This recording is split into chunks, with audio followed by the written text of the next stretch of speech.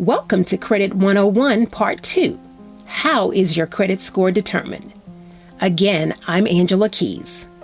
Creditors look at various factors when calculating your credit score. The largest, most significant category is payment history, which accounts for 35% toward determining your score. Payment history is followed by amounts owed, which comprises 30%.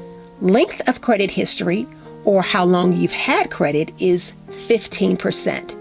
New credit and types of credit are both allocated 10% on the scale to determine your credit score. There are several things that individuals can do to improve their credit. We've consolidated this information into 7 steps. First, those steps are: Step 1, pay your bills on time. Step 2, check your credit report and remove any errors you may find. Step 3, pay down your debt. Step 4, pay off your debt instead of moving it around. Step 5, avoid too many inquiries.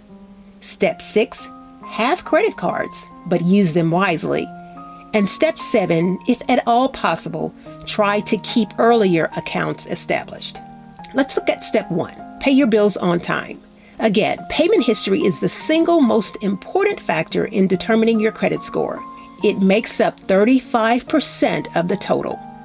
Late payments, especially on your mortgage, rent, and automobile, have a major impact on your credit history.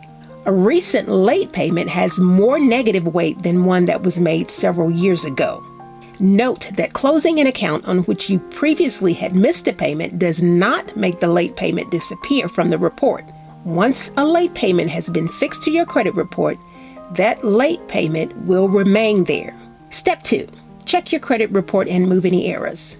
Review your credit reports from all 3 of the credit agencies regularly. It's a good practice to review them every 3 or 4 months so that you'll be aware of any changes that may have occurred from the last time you reviewed it. Congress has enacted provisions that allow individuals to obtain a free credit report on an annual basis.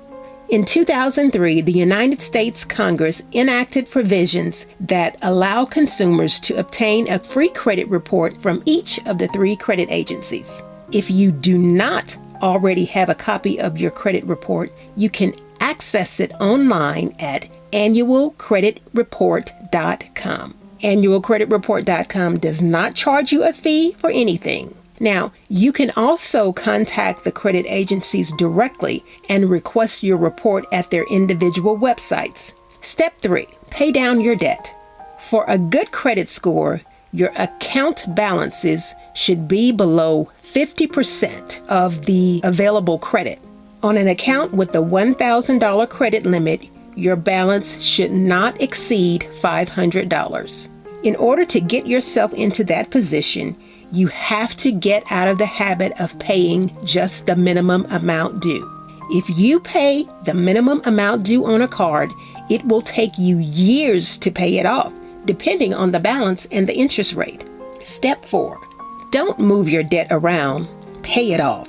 Moving debt around or constantly transferring balances over multiple cards will not improve your score. The most effective way to improve your credit score is to simply pay down the amount you owe, just as we said in Step 3. Step 5, avoid too many inquiries. Don't apply for too much credit in a short period of time.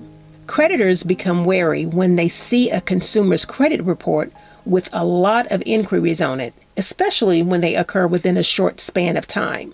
When creditors see that, they may perceive it as a sign that an individual is actively seeking credit because they may be in some type of financial difficulty or they may be overextending themselves.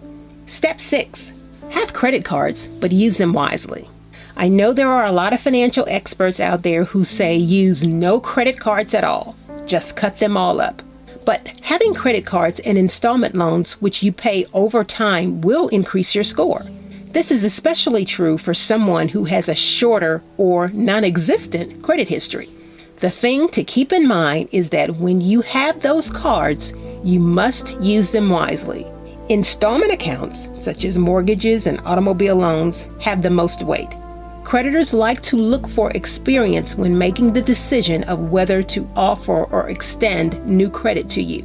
An individual who has no credit cards tends to have a lower score than someone who has managed the credit cards they do have responsibly. So it's okay to use credit cards. Just use them wisely. Pay the debt down, don't overextend yourself, and don't charge to the maximum limit. Step 7.